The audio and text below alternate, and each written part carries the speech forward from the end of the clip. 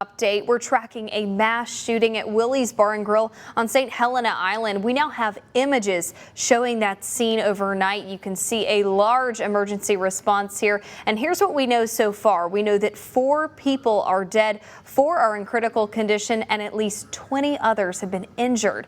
WJCL 22 News' Grace Rodriguez is live at Willie's Bar and Grill where the shooting happened early this morning. You've been out there nearly all day now, Grace. What can you tell us about what the scene looks like today?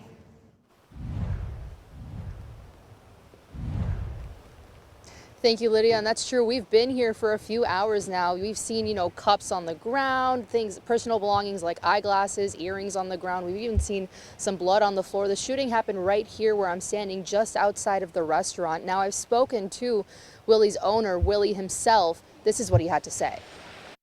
In the day, I'm thankful for everybody who walked away.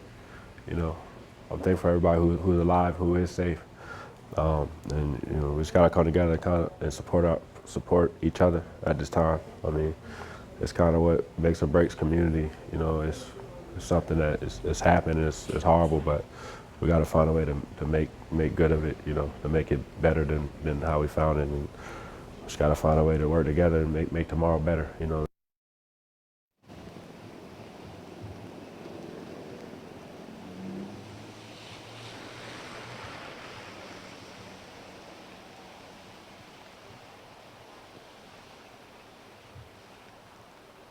Now, in these past few hours of just being here on this scene, we've seen people come in and out just to come pick up their cars. People who were here last night who left their cars when they fled the scene, coming to pick them up to get everything ready. Lydia, back to you. And Grace, I'll ask you more about those people. We know a little bit more about it today, that it was an alumni event for a school. Tell us about who was there. And one of the reasons that the restaurant owner there got emotional is because he knew one of them, right? Right. Yeah. One of those victims in this shooting was the bodyguard. Now that bodyguard was the owner's family friend who he had just spoken to a couple nights before the shooting took place. Grace, thank you so much for that live report. We now want to go to WJCL 22 News' Sabrina Lee, who is live outside of Beaufort Memorial in our team coverage here. Sabrina, you've been in Beaufort Memorial many different times. This is a very different situation now. Tell us what it looks like. What do you know about those that are being treated there?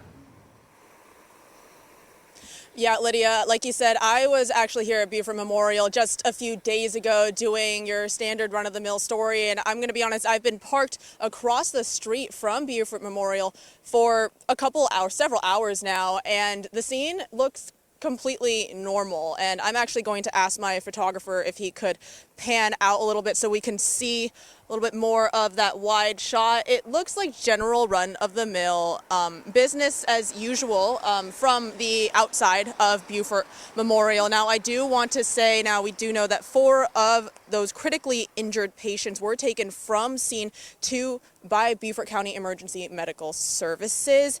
And now what we do not know if they were actually taken here at Beaufort Memorial. I have been in contact with the hospital, and they have stated that they are not allowed to release any information or status or condition updates or confirm whether or not they received patients from this shooting on St. Helena without the full identification of the patient with their name. Lydia?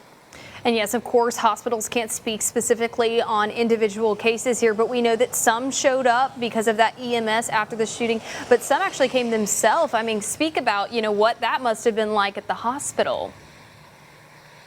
Oh, yes, I'm sure. And the Beaufort County Sheriff's Office did put out in their press statement earlier today that, yes, those 4 critically injured patients were transported to a hospital by EMS, but patients continued to show up throughout the evening, overnight, to multiple area hospitals, possibly urgent cares, emergency centers, hospitals, clinics. We really don't know the extent of what this could be or the extent of their injuries at this time. And it's very possible that there are multiple people being treated for injuries related to this shooting beyond just those 4 critically injured patients. Lydia.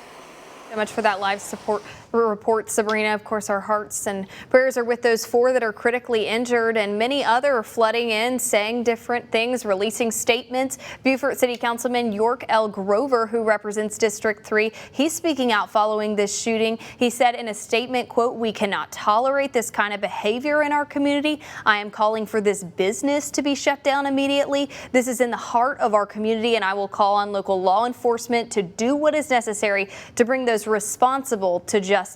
As for those who are responsible, we don't know much right now. We do know that they have a person of interest.